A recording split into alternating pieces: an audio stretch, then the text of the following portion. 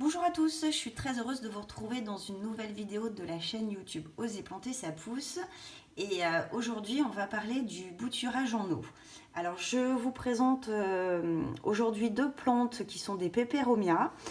Donc, celui-ci, c'est le peperomia piccolo banda et celui-ci, le peperomia rosso, puisqu'en fait, il a la particularité d'avoir l'envers de ses feuilles rouges. Voilà, donc ce sont toutes les deux des plantes tropicales, donc qui aiment la chaleur et l'humidité. J'ai eu l'occasion de les travailler toutes les deux en terrarium dernièrement et de faire un rempotage en pot.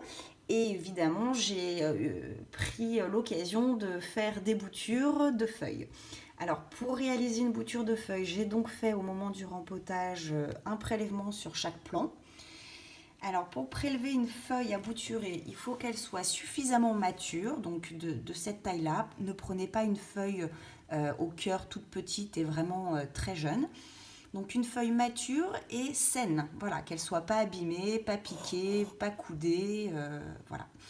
Vous la prélevez à l'aide d'un couteau ou d'un ciseau propre et aiguisé et le plus au cœur possible. Il en est de même pour le prélèvement sur cette variété-là, c'est exactement pareil. Ensuite, il vous suffira donc de les mettre en eau, de les faire bouturer. Alors prenez de l'eau à température ambiante. Et ici, moi, je les ai mises en fait dans une tasse opaque. Parce que j'ai constaté que les racines se développaient beaucoup plus vite lorsqu'elles étaient dans le noir que si elles avaient été par exemple dans un vase transparent. Alors le vase transparent a l'avantage de nous permettre de vraiment voir évoluer, enfin de voir l'apparition des racines et après de les voir évoluer. Mais il est vrai que dans un contenant opaque, eh bien, l'enracinement est beaucoup plus rapide. Je vous montre ça tout de suite.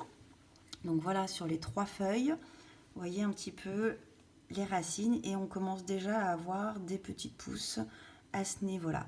Donc là, on va s'occuper de les replanter. Pareil sur cette feuille-là. Vous voyez là, les racines ici en bas et les petites pousses. Et la dernière, voilà, exactement pareil. Donc elle a des racines assez compactes. Hein. On a l'impression que ça fait un peu de la glu d'ailleurs. Et puis les petites pousses, les petites feuilles qui sont d'ores et déjà en train de sortir. Voilà, donc je vais les remettre en eau et après on va s'occuper de les mettre en terre. Et donc pour cette autre variété, eh bien on constate exactement la même chose. Les racines sont un petit peu moins développées, mais les feuilles sont déjà en train de pousser. Voilà, et en effet, c'est valable sur toutes les feuilles. Donc vous voyez, 100% de réussite hein, sur ces boutures. Donc extrêmement simple. Elles ont pris à peu près en un mois et demi. Voilà. Et la petite dernière ici. Donc vous voyez que la tige soit grande ou plus petite, au final, les deux fonctionnent très bien. Il faut simplement que votre feuille soit saine et mature. Alors vous voyez par exemple ici, il y a cette feuille qui était un petit peu abîmée.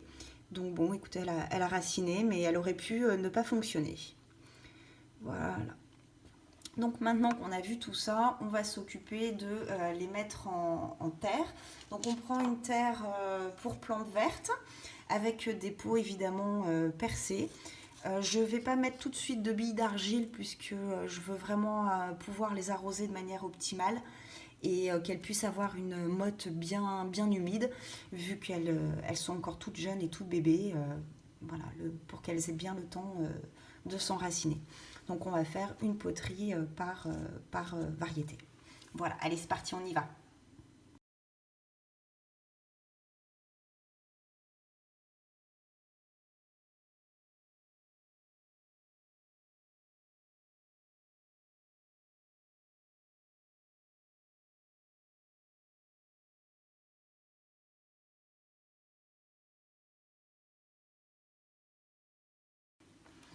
Alors voilà, j'ai terminé donc de rempoter les tiges, enfin les feuilles qui étaient racinées.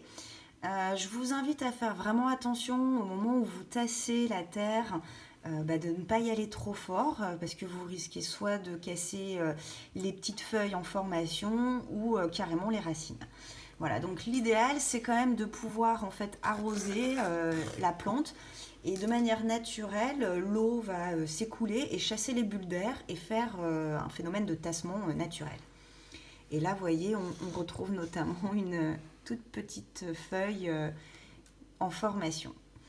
Voilà, bah écoutez, si cette vidéo vous a plu, n'hésitez pas à vous abonner à la chaîne YouTube et puis à partager la vidéo ou à la commenter. Merci et à très bientôt.